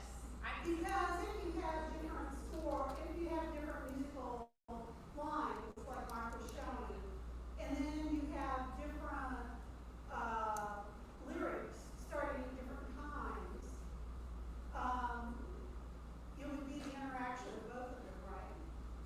I don't know. if you had lyrics. Well, it kind of depends too, because sometimes even like within like the words and the notation, like that notation can match the words. Like we've got text painting, so like if the lyric was, I'm going down a hill, sometimes the music is gonna go down. in Down pitch. the hill too, so it reflects the text. I say yes because you're reading when you're reading music, so it's a text. Exactly. And like my Exactly. building reading instructional coach comes into my room and says, "We're reading text." So I'm like, she's like, "Yes, we're reading," and I'm like, "Yes." It's So the same. yes. It's a method of communication. It's its own language, but it's not a spoken language. So you're still reading and writing. That's our text, but we're not speaking English. It's the same decoding process as when you learn to read. Yes. Okay, well, Very I'm essential. going to put this down as like an all-encompassing idea, and I'll let you guys sort it out and curriculum. Okay. Jasmine brought up a good statement. Text. Scholarly study. So which improved understanding would you like to have Oh, good Lord.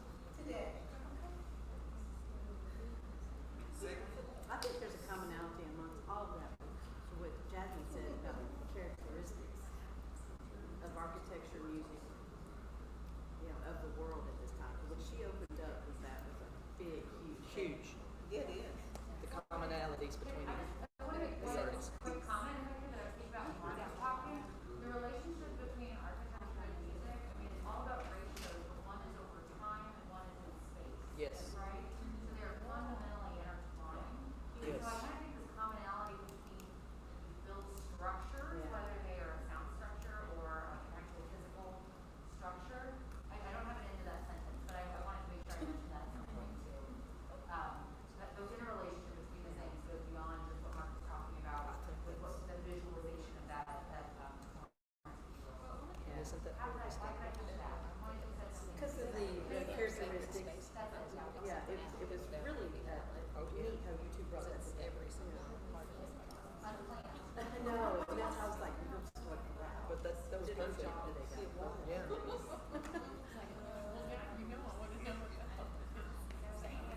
Okay, what would we like to unpack for essential questions? What are you? Sacred spaces. Sacred spaces. That's concrete. Literally.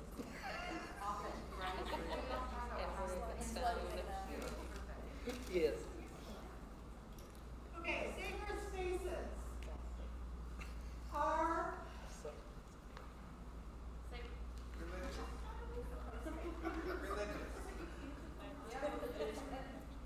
religious? Okay. spiritual. Intentional, Inspirational. Lots of shows. transformative-ish.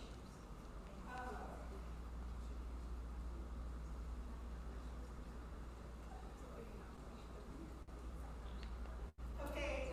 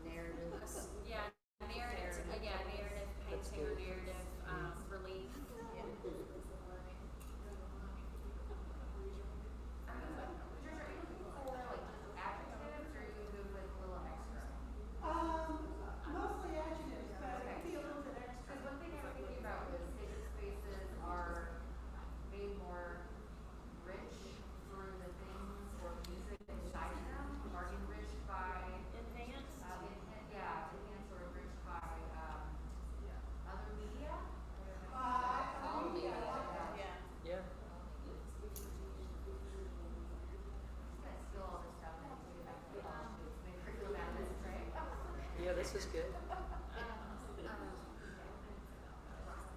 What does that number 5 say? Meaningful.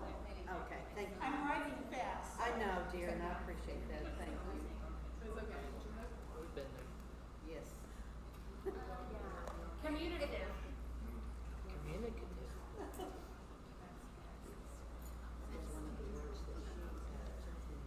Memorialize.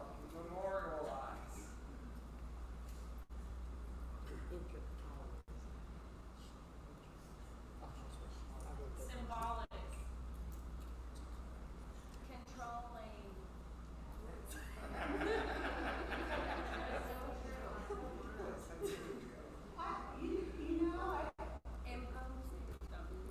Encompassing what? Imposing. Imposing. Depending on what we view today. Some are very teeny tiny, but some, if you were standing in front of them, I would feel maybe a little bit,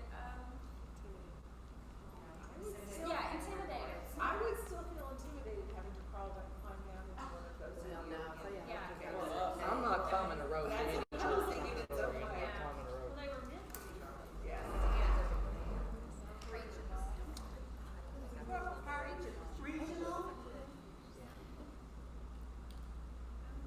Now, Protective. protective.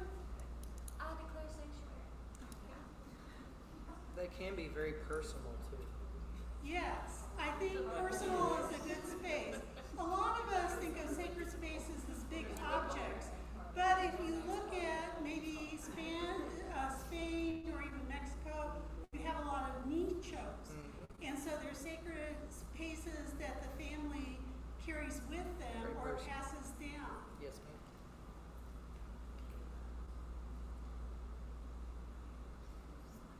Cosmological.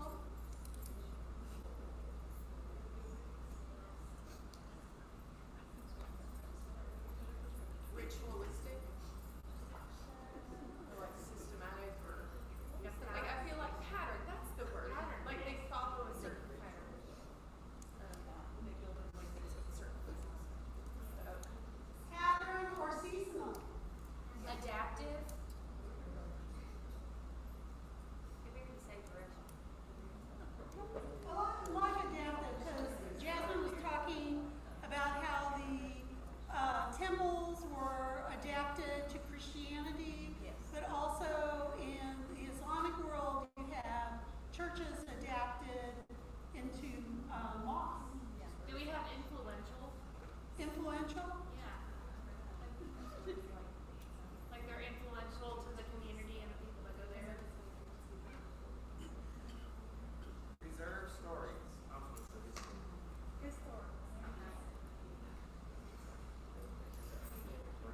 All right. Directional. Okay.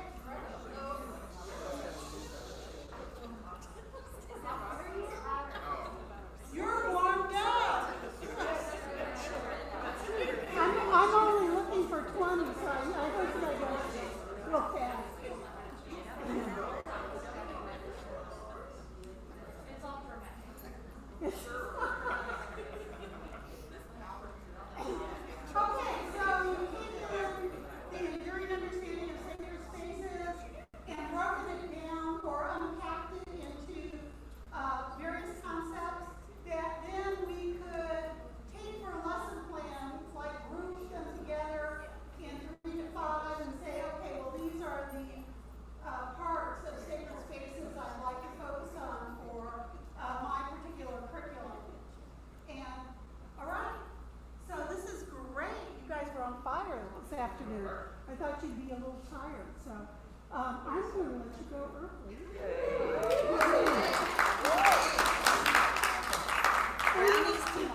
And we'll see you tomorrow.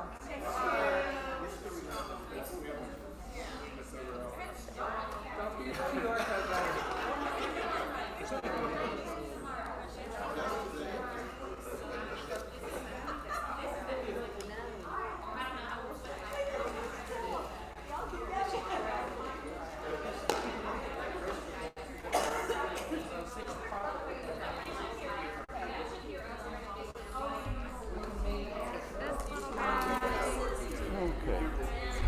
take him home for the night.